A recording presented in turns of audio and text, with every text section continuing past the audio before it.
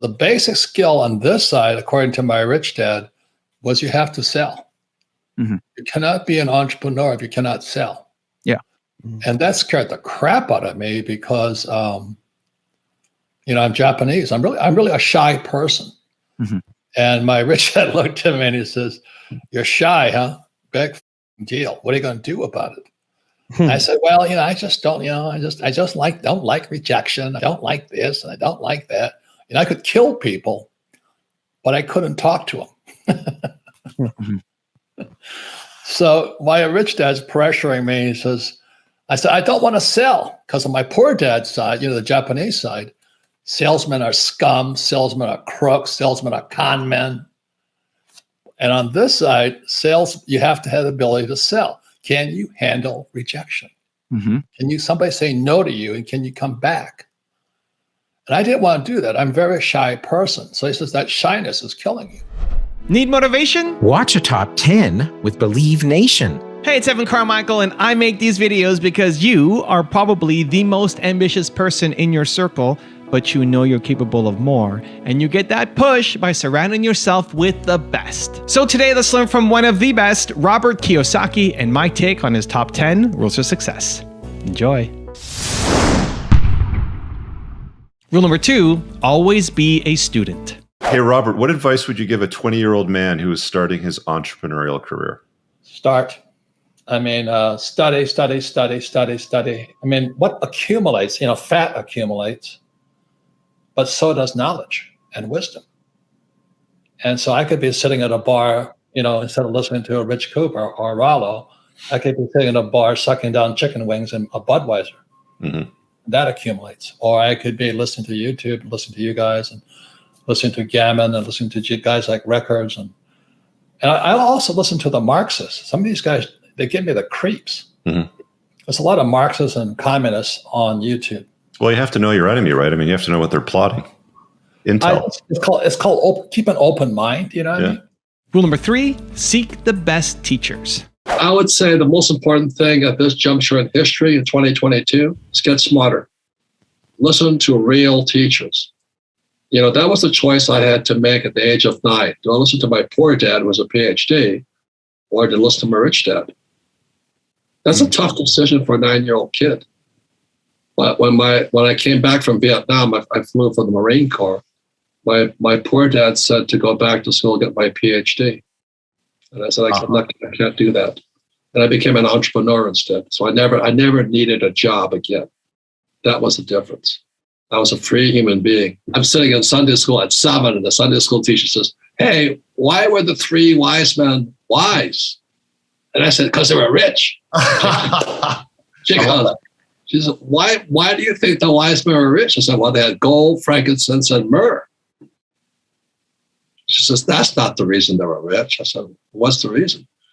And I never forgot her reason. She says, "They always sought the best teacher." And I'm not religious, but they were seeking Jesus Christ. Mm-hmm.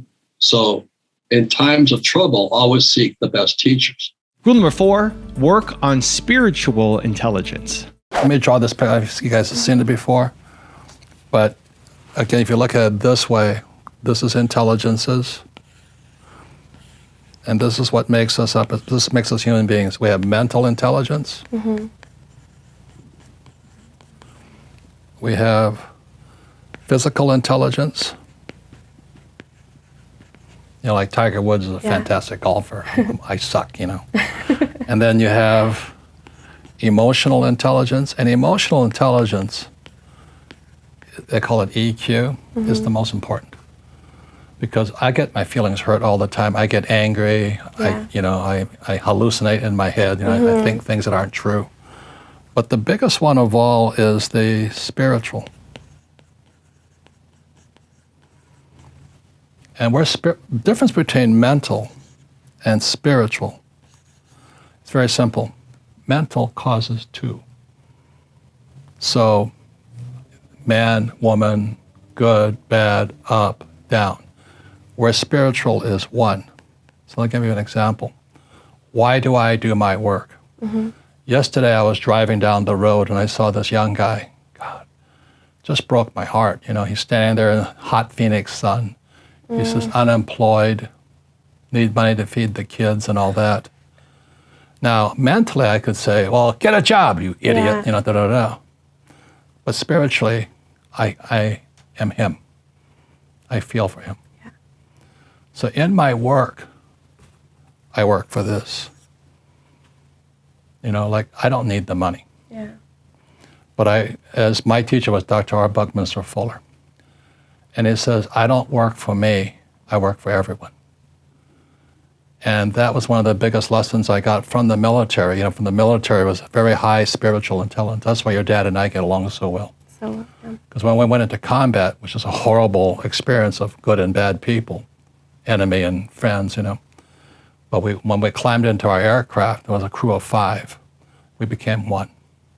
It is the best feeling, as horrible as it is, flying into combat, because we might not come back. But it was the highest feeling of all. It was spiritual.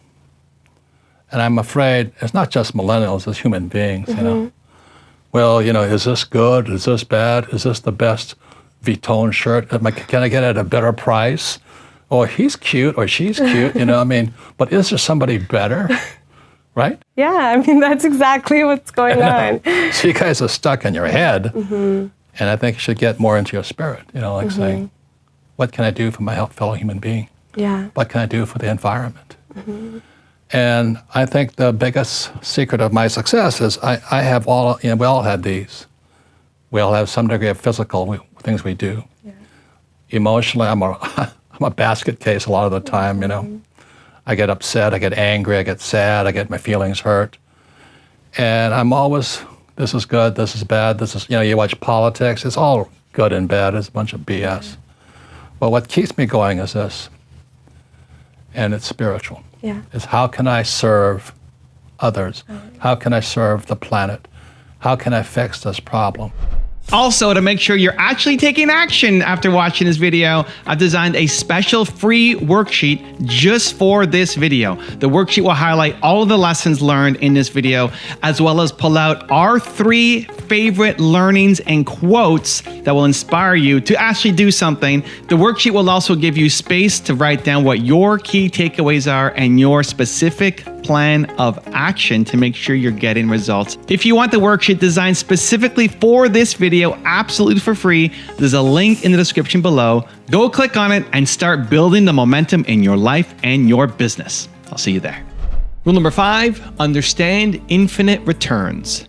Get to the point where you don't need money. It's called the infinite return. And that's my next book coming out next year. Yeah. When you get to the point where you don't need money, you're home free. You'll never need money. You don't care. You can always put a deal together. You can always create an asset out of nothing. It's like, I don't know what else. It's the power of God-given power. So like I said, when I write a book, I'm selling 50 copies, 50 licenses, day one. And let's say I get 10,000 a license. How much is that? 50 times 10,000? Is it 500,000? 50 times 10,000? Yeah. That's 500,000. Yeah. So I'm in the black immediately. What does it cost me? Maybe 10,000 to write a book? So I'm in the black. The same thing if I trade a stock. I buy a stock at $1, it goes up to 10, and I sell. So I have all free trading stock. I have no money in it. That's what Buffett's doing. They're all infinite return guys. Sure. You have no money into the deal. And you can do it with anything. Rule number 6, get rid of paycheck mentality. And the paycheck is one of the most sinister plots ever pulled upon a human being. If you need a paycheck, you've sold your soul. You sold your body, your mind, your spirit, and your emotions. You sit there in fear of losing your job, or can I get a raise, or will I get promoted? And then why would you do that? Another thing about we endorse network marketing, we don't think of it as a network marketing. We think of it as entrepreneur development. Because if you need a paycheck, this is not your business. We build businesses. So sometimes when Kim and I do a deal, we may not receive a paycheck for 5-6 years. And so these guys come, oh, am I going to get rich quick?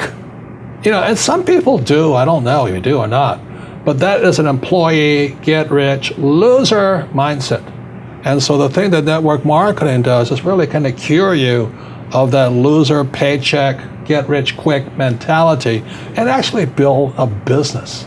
You know, we build businesses, and that's how we're rich, but we didn't get rich quick, and I don't need a paycheck, and I never want a paycheck. So that's kind of a revolutionary thought to most people up there who went to school to get good grades and get a job. You know, and then you get a high-paying job, and the higher-paying job, you pay higher taxes, and you wonder why you never get ahead. That's because you went to school to get a job and a paycheck. You've got to get away from the paycheck, and sometimes it might take 2-3 years to get away from that. And that's what network marketing teaches people. It's an entrepreneur's mindset. It's an entrepreneur's spirit, not a loser employee, I need a paycheck mentality. Rule number 7, chase excellence. How do you deal with critics? Like, do you have a go-to formula? Like, how do you deal with that? Again, Rich, I want to thank you for that. You and Rollo. I am not bullshitting you because I don't need to do this. It's when you talk about chasing excellence and getting people into frame, you know, and one of the things I used to do is I'd shine off people. Mm-hmm. They come up and talk to me about, well, thank you for the book. And now I don't do that. So people stop me and say, thank you for writing your book. I stay with them. My excellence is to be a better human being with them. Everybody that comes up to me, because not that what's going to my head is I'm busy. And I don't have time for somebody to tell me how they made $10,000. You know, I just go, whoa, you know. I sit there, listen to them, but it's in everything I do. Can I be excellent at it? Can I be a better human being towards them?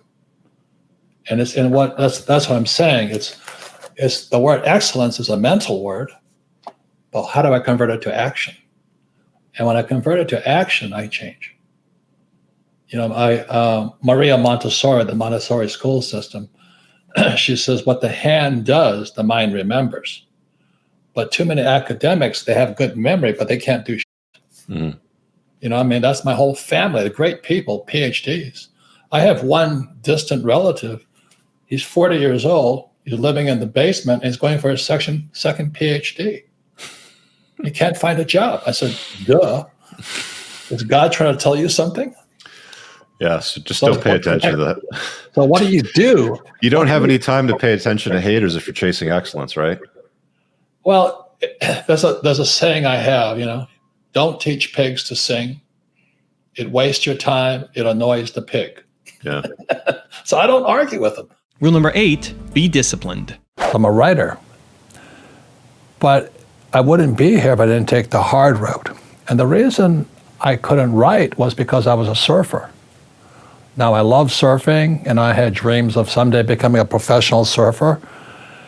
And then it dawned on me that my friends were cool guys. You know, they're good looking, they have great bodies, and they're all cool and drinking and smoking and having a good time. I didn't do any of that stuff. But they lack discipline. And that was the thing. I said, you know, they have no discipline. They're cutting class or doing this, and where am I going to wind up if I follow them? So I kind of woke up and I realized I needed discipline. Now, discipline is not punishment because there is punishment. You see, if you're not disciplined, the world will punish you. But also, you will punish yourself. Mm-hmm. So I kind of realized that, and that's why I applied for military school. Nobody thought I could get in because my grades were D's and F's, but I had high SAT scores. And so I went to a military school in New York, and I have found discipline. And then I joined the Marine Corps for more discipline. And then I became a pilot in Vietnam for more discipline. So when I meet most people today, and I'm the same way, we all want the easy road. Give me the easy answer. Rule number 9, have people you can trust. Think about entrepreneurs. You're not manual labor. So you're working with your mind, your body, your spirit, and your emotions. You know, you just Sure. timing things, observing things. You have to have good friends, people you trust implicitly. Yeah. And like I have fantastic staff. You know, I trust them with, you know, some of my people have been around me for 20 years. Some of my best partners are 40 years. And we trust each other. So that takes time. And rule number 10, the last one before some very special bonus clips, is manage your money well. What are you doing to make your money? So if I was selling drugs, that'd be a violation of my morals and my ethics. Mm. And then what do you do with your money? So, when I was first starting off in real estate, I had to learn, I had to learn how to inspect the property. So there's all different classes of real estate. So I started off in what they call trailers, those little mobile, they just tow them up there. Yep. I'm going in there and I go, here's this crappy ass trailer. They're renting from this guy, but the guy's got a brand new Ford pickup outside. I'm going, I don't have a brand new Ford pickup. But you can always learn. The reason the guy's poor, instead of owning or he could be doing the same thing I'm doing, but the reason he's poor, he's always trading in his pickup, because they'll give him, we'll give you extra money for your thing, just sign here and all this. They just keep getting into debt. Mm. And that's why I wrote Rich Dad, Poor Dad, and I've created my cash flow board game and all this. Because, man, we don't teach people between assets and liabilities and income expenses and cash flow. We're poor anyway. It doesn't make a difference how much you make, because I have a lot of friends who look rich, if you know what I mean. They got the Mercedes, got the roller, got the big house. But this COVID has blown them apart. They have no foundation. They look good. They dress nice. They wear the nice watches and the clothes. But they're now having to sell their properties because they can't afford it. You know what I'm talking about? So it's the same problem. It's just how you manage your money. The most important thing for these people right now is choose your teachers wisely. And I commend you for attempting to help people. As if I could leave anything to you, the people that are listening to you right now, commendable. They're looking for answers. But it comes back down to who are your 5 friends, and are you happy with them? Or is it time to move on? The property was a little condominium, 1 bedroom, 1 bath, $18,000 US. It was on the beach of Maui. The reason the price was so low is the market had crashed. Smart investors always wait for the crash. So this thing crashed. I had to look at 100 properties once I left the class, 3-day class. I had to look at 100 properties in 90 days and write a 1-page report on each of those properties. As my instructor said to me when I left that 3-day class, I was 26 years old. And the instructor says, your education begins when you leave the class, as your education will begin when you leave this class, not now. So you have a chance to talk to Carlos, you have a chance to talk to Alvaro. Talk to them. Find out, learn. Doesn't cost you any money. Change your ideas. So with this here, the instructor said I had to buy the investment for 0 money. Okay, 0 money. Most people will tell you, I can't invest because I don't have money. That's a loser. Please understand this. This was 1974. The dollar had just gone off the gold standard. Everything was coming up fast. So I had to figure out how to buy it for 0. And the reason I say that is most poor people, like Padre Pobre, always says, I can't afford it. I know some of you right now are saying, well, I can't afford it. I don't have time. I have children. I have a job. I have bills to pay. And it is those excuses that keep you poor. If you do not change that talk in your head, you'll always be the poor person. So there was about 32 in my class, 3 days long. I think only 3 people completed the exercise. We went, we looked at 100 properties, wrote a 1-page report. At the end of the 90 days and 100 properties, this was the best property. So I went back to the person, and it was in bankruptcy. It was right on the beach, just as pretty as this beach here. And he said I had to have $2,000 down. This is called equity. Again, it's the language of money. So I have equity. The bank was going to lend me $6,000 in debt. Right? That was the deal. Now I had the $2,000 in cash, but the name of the game or the exercise was, could I buy it for 0? So what I did was I paid for this property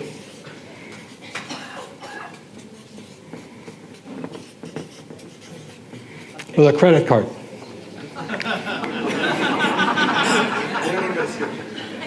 So now it was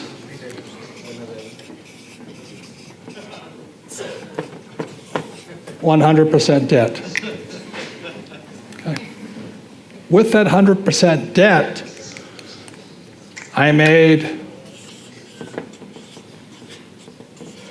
$25,000 a month. Boom. I was a free human being. I never needed money again. If you can make money with no money, that is called an infinite return.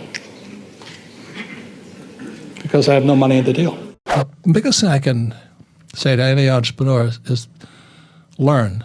Be an active learner, low ego. It's tough when you're successful.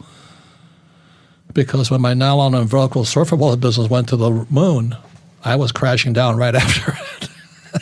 It was straight to my head. While the ego is still there, right? Vanity ego is still there. Yeah, right? it was straight to bed. I thought I walked on water, except there was no water. There was only air below me.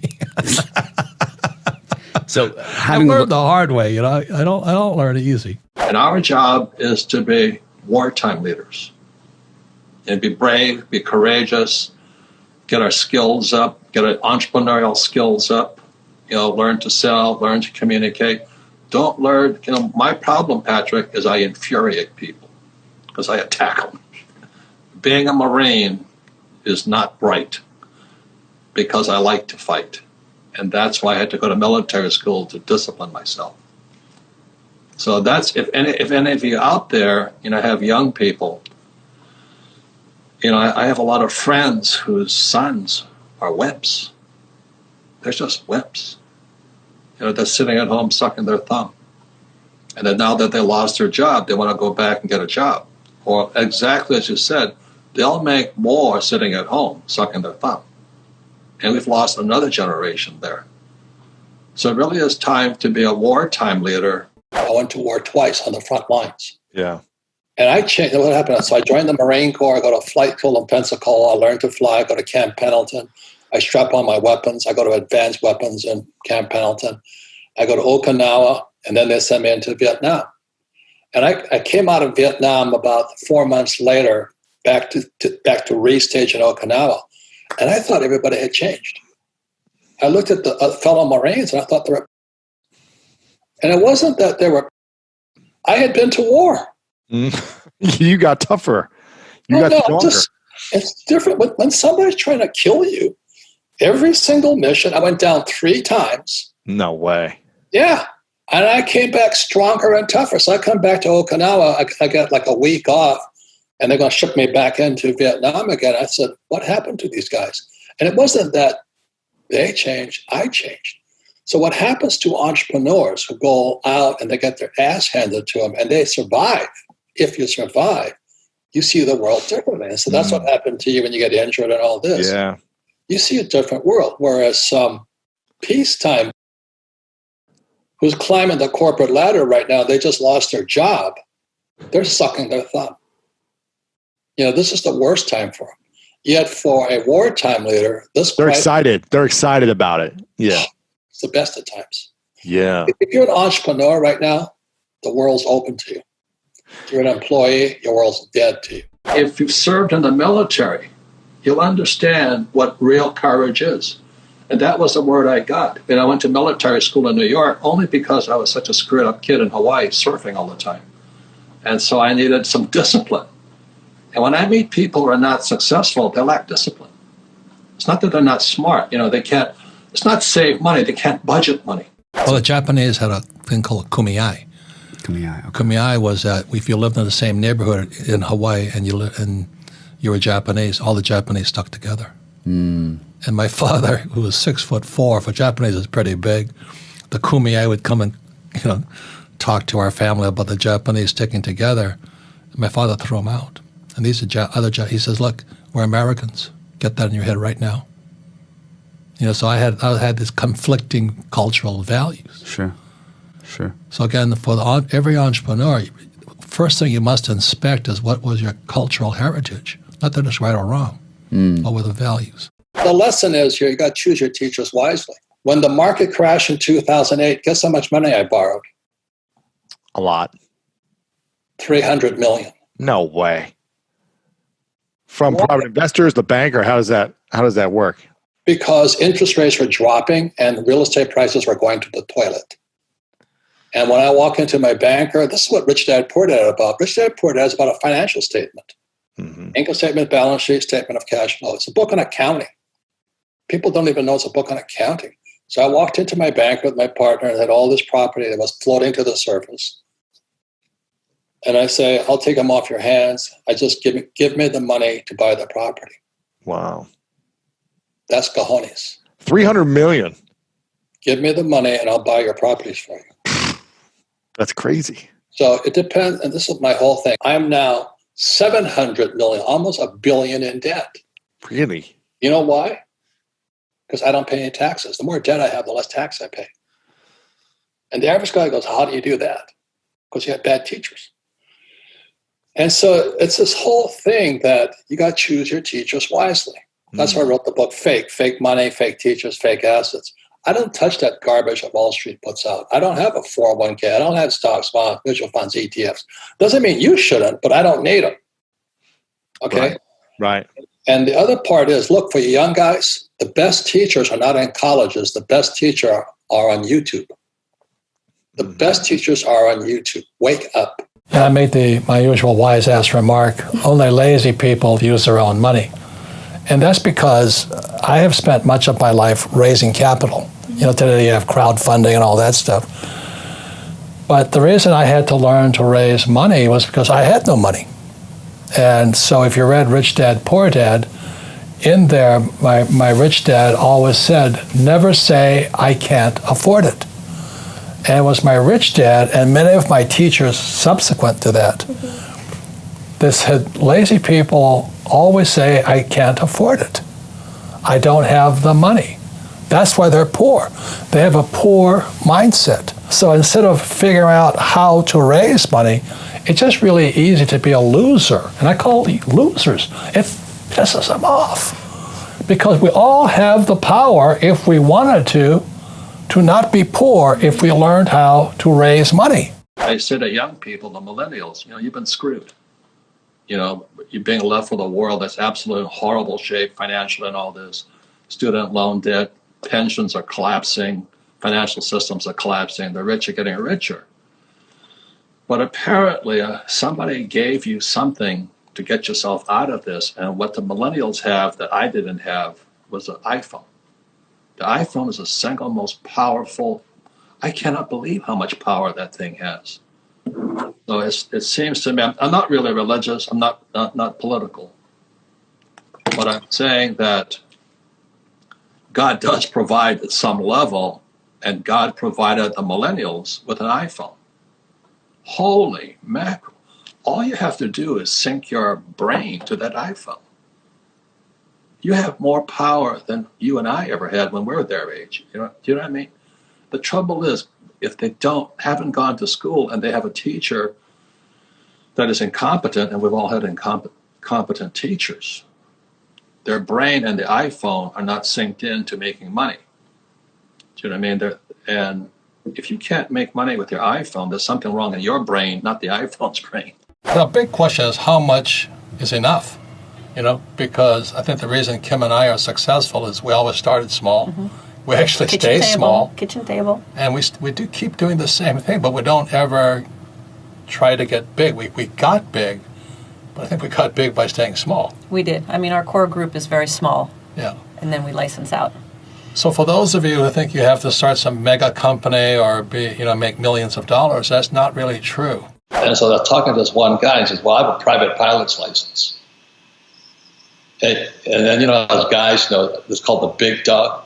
He was like, Big Dog in me. I got a private pilot license. I leaned over and I said, I don't even have a license, but I have air medals. He didn't know what an air medal was. An air medal just meant how many round trips did you take into combat? And came back alive. I said, that's all it means. It doesn't mean I was a hero or anything, because I wasn't. We're just happy to bring my crew back alive. That's all we cared about. But to get to that level of flying is the same as investing. And I think that's what I really learned, is the dedication, not to be the best pilot, but be the best that I could be. And if I'm not the best that I can be, people die. And a lot of people, it's okay to be average, if you know what I mean. But when you get into that situation, when you're going in and out of combat zones, I went down 3 times, but I wouldn't be back today if I hadn't practiced to be the best. And so when I go into the world of money and investing, I'm still not, I'm not Zuckerberg or those guys, but you still have to be the best you can be.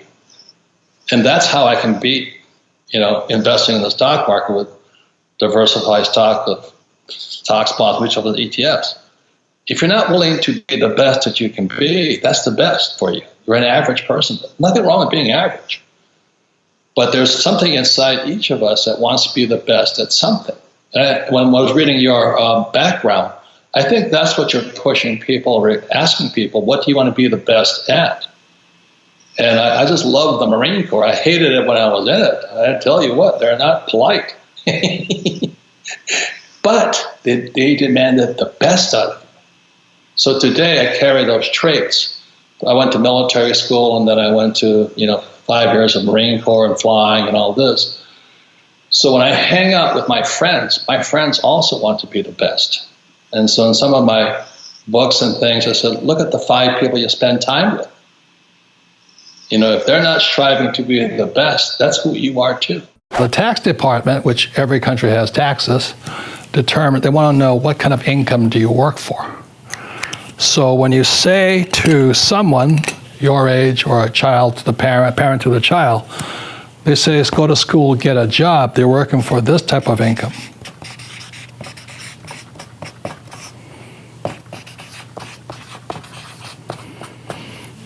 Earned income, as you can see from this diagram here, this is earned income here. And the first thing you pay is the highest taxes, because you worked for money. Yes. The government doesn't want you working for money. Yeah. They punish you for that. They want you to hire employees or invest. Okay, so earned income is what they work for. The second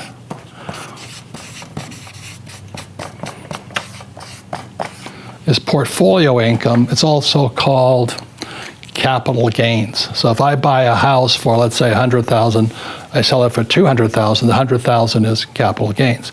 If I buy a stock for $10 and sell it for $20, the $10 is the capital gains. This is the second highest taxed. So the tax breaks that President Trump is working on today is primarily for these guys here. So they're doctors, lawyers, highly educated people, and they have stocks. Most of these guys don't have stocks of the working class. They have a 401k. but they don't get the break. But these guys, if you're active in stocks and that kind of stuff, or flipping houses, you get a break. But what the really rich work for is passive income. And passive income, for me, I have a business. Whether I work or not, money comes in. And you've seen me. I'm not here, am I? No, never. Never. I've earned the right not to be here. Real estate, I have every year, my wife and I, Kim, we add more real estate. Also, we have commodity income from oil wells and things like this. Even the stock price of oil doesn't go up and down and all this, we still get this. But this is another type of income. This here, I won't get into, is called phantom income. It's taxes I don't pay, so this is a little bit beyond most people's minds. But let's say my tax bill is $100,000. By doing what the government wants here, the government may give me a $50,000 tax break. That means $50,000 in taxes I don't have to pay. Wow. So the $50,000, it didn't go to the government, it went back up here. So that's what financial education does. It teaches you about the financial statement, which is not taught in school. Again, they teach you FICO scores, which is really FIDO scores. Exactly. What's your total, little doggy? Exactly. Okay. And then for you at your age now, you want to know this. This is what they're teaching you to work for now. Ironically, when you save money and you have a 401k, this is the kind of income. So savings and 401ks are taxed the highest types of income. To me, it's stupid, but if you don't know any better, it's the saving money in, what do you call that, 401ks is good. Okay. In Canada, it's called RRSP. In Australia, it's called the superannuation. But this is what most people have, because they went to school, they got a job.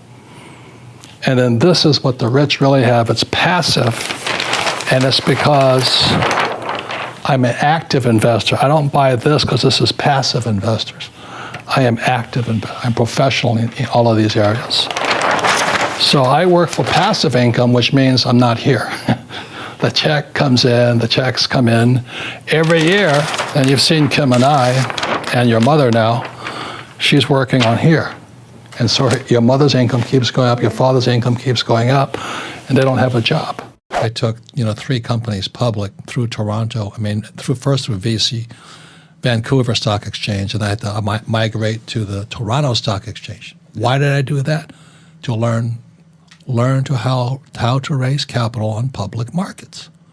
Now, the average entrepreneur never does that.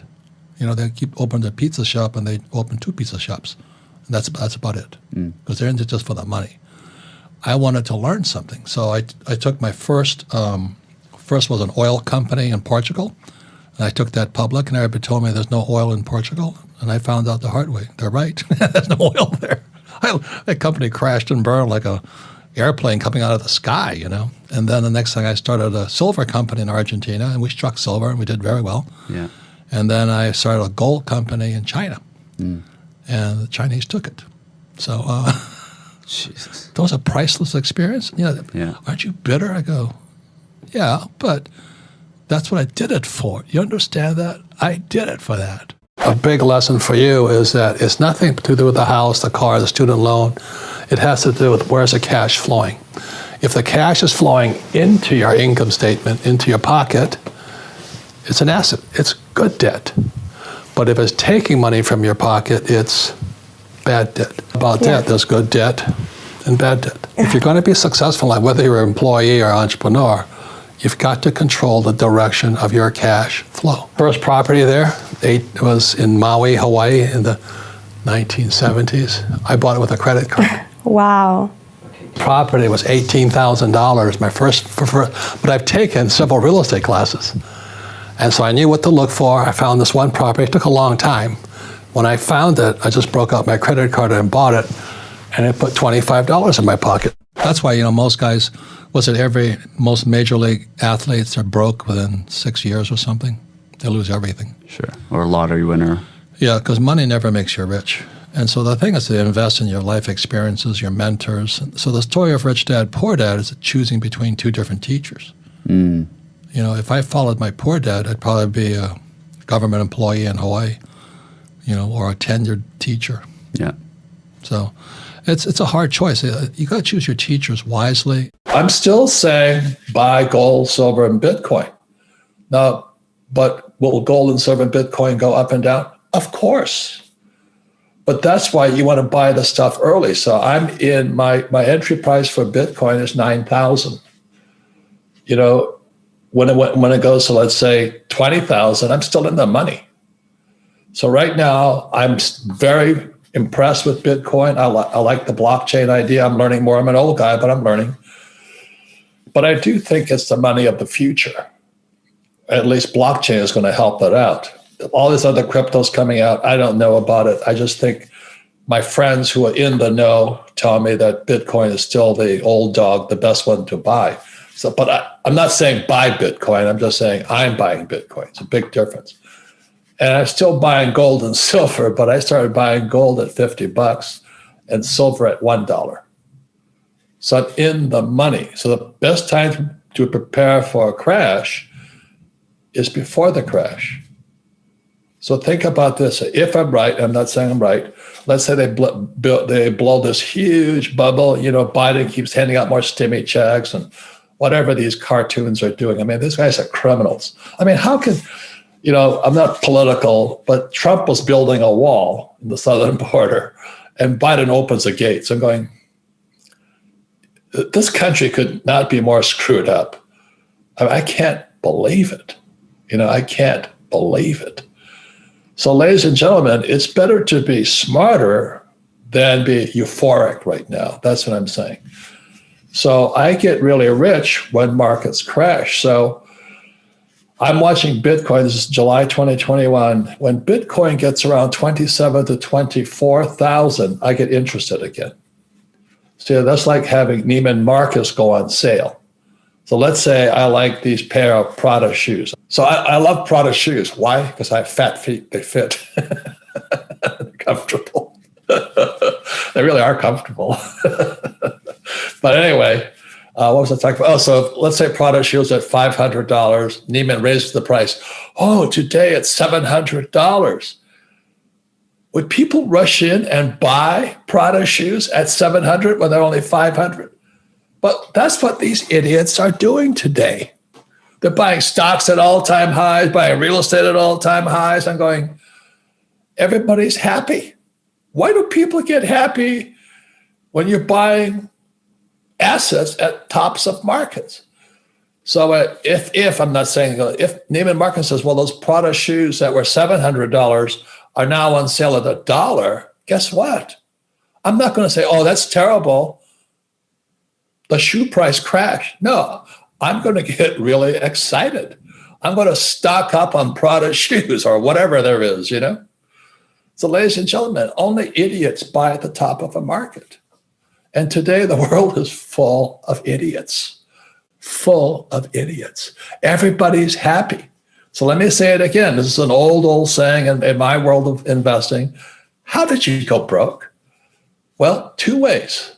Slowly at first, then suddenly. And I think that's my warning to you today. I'd be prepared for the crash. When Bitcoin gets down to 24, I'm going to come alive again. I'm going to get a little bit more excited. If gold goes down to, let's say, 1,000, I'm going to back up the truck. If silver goes to, let's say, 15, I'm going to back up the truck. So right now, I'm in a cash position. I'm just waiting for the crash. And it's especially with real estate. So let me say this much. In macro, there's 4 different asset classes. Number one is a business. So I set out to build a business which is a brand. Like Warren Buffett only invests in brands like Coca-Cola. So Rich Dad became a brand. But to keep my money, I had to have real estate. So let's say I make $1 million at Rich Dad.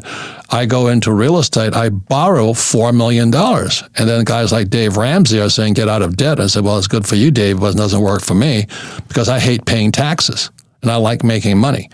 So then the third asset class, which is stocks, bonds, paper, mutual funds, savings. I don't touch that stuff. And number 5 are gold, silver, Bitcoin. And because that's where I store my value. So when I need money, I use debt. And the reason Bigger Pockets, Brandon Turner and David Green are here is because when you use debt, that is frickin' dangerous. I was just in Dallas 3 days ago with my partner in real estate, Kenny McElroy, who's probably the smartest guy I know. I love him.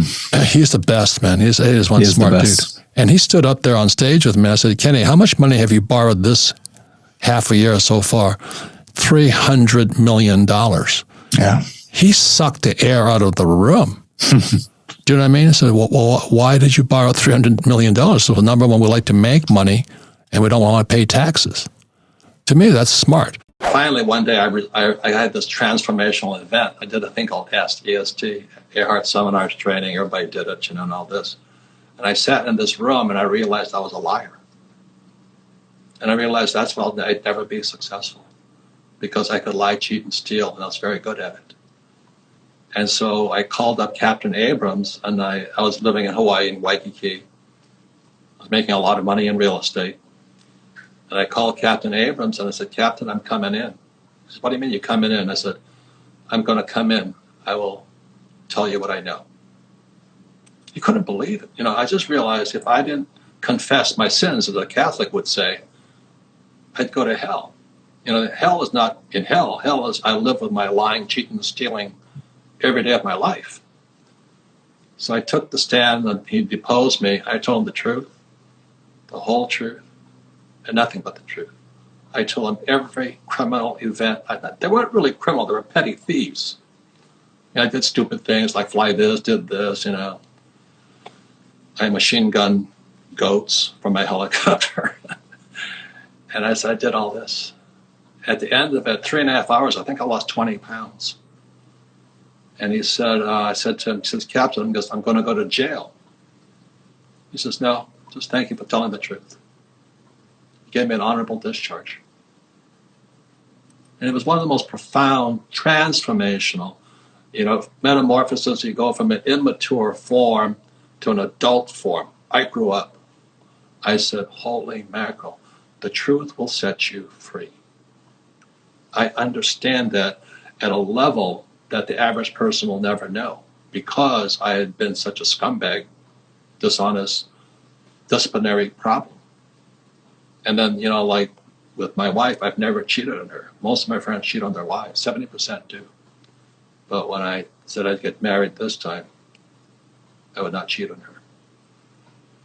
Marriage is still hard, but cheating makes it worse, if you know what I mean. So it's a matter of not trying to change the world out there.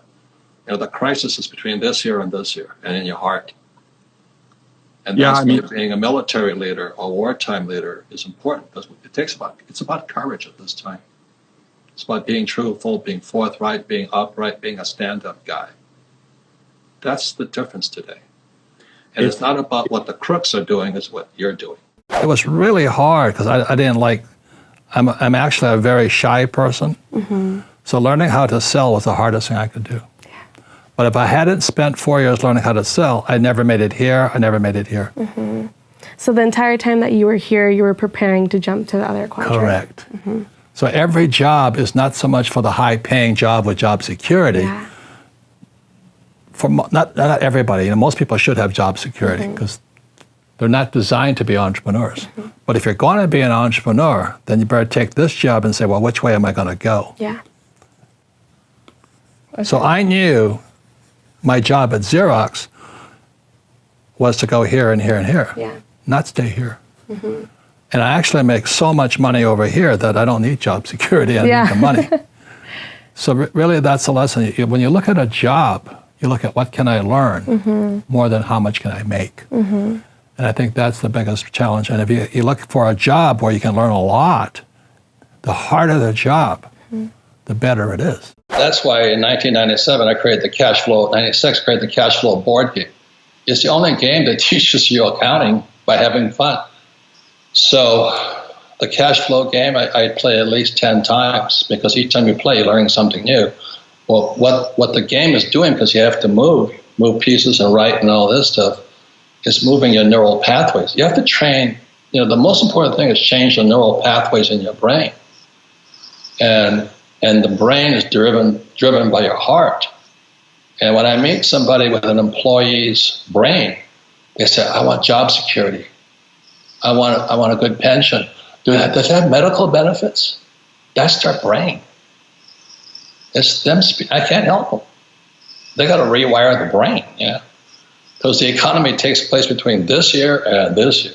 That's where the economy takes place, and in your heart and in your guts. I started playing Monopoly. I was 9 years old, and everybody's played Monopoly, except I played it in real life.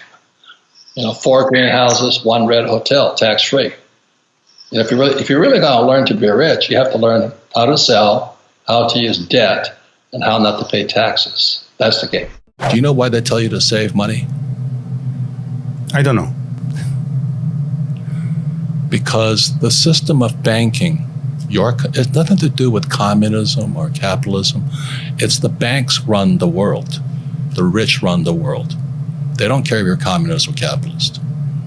So when you save, let's say you save $1 US or €1, 1 yen, the banking system can lend out 10. So the entire system is called the fractional reserve system. The fractional reserve system is also printing money. And then they tell you to save money. So they want you to save money so they can lend out your money 10 times. So your dollar became worthless 10 times over. And then they used to pay you 10% interest on your money. Now it's at best 1%. And they're still lending it out 10 times. So that's why you don't save money, is because your money is becoming worth less and less and less and less and less. The banks are getting richer and richer and richer. Then they tax you on that interest they pay you. That 1% interest, if they pay you that much. Japan is 0. And the Japanese are so stupid, they still save money. We also have 0. Yeah, and they still save money. How stupid is that? So that's what I would question. So how come that happens? Now, if I borrow money, guess what? Do I pay taxes on debt? I guess no. Why is that? I know this is what I'm saying, okay? Question everything. Okay. So when they lend out money, that's how money is created.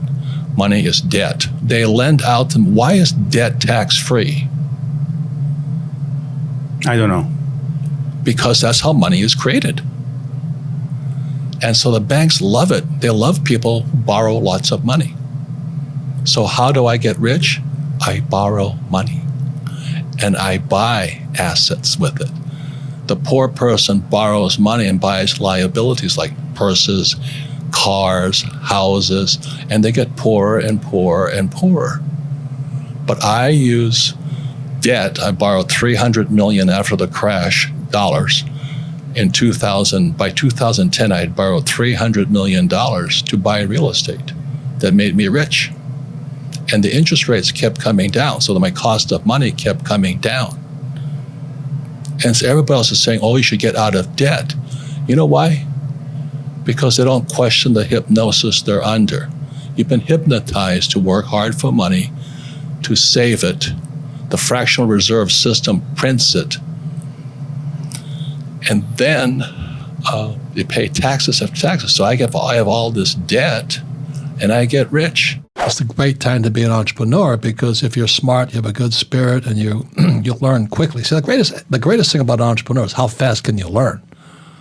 When you look at the 7 deadly sins, the biggest tragedy is ego. It's that ego or vainglory is the road straight to hell. And so you got to, I tell you I made mistakes. I tell you I screwed up. I'm definitely not on the short list for saint. But you'd better be honest, and people trust you, and you better keep your word. You're only as good as your word. Yeah. So actions and words must be in integrity. I got a job with Xerox because they had sales training. And then for 2 years, I was the worst salesman they ever had. I was going to get fired from Xerox. And so I went to my rich dad and I said to him, why? What's wrong? He says, how many sales calls do you make a day? I said, on a good day, 3. He says, that's why you're not successful. Same formula. He says, you have to fail more. He says, you got to step up your failure rate. So I found a nonprofit, and at night, after I was working at Xerox, I would go to the phone bank up the street from where I was working in Honolulu. And I had a goal. I had to fail 35 times that night. So I just failed 35 times. Now, interesting thing happened. My numbers at Xerox went up. You see, I was handling that fear. I was handling the wimp in me, the coward. And most people don't want to go through the wimp. And that's why I don't have much time for it.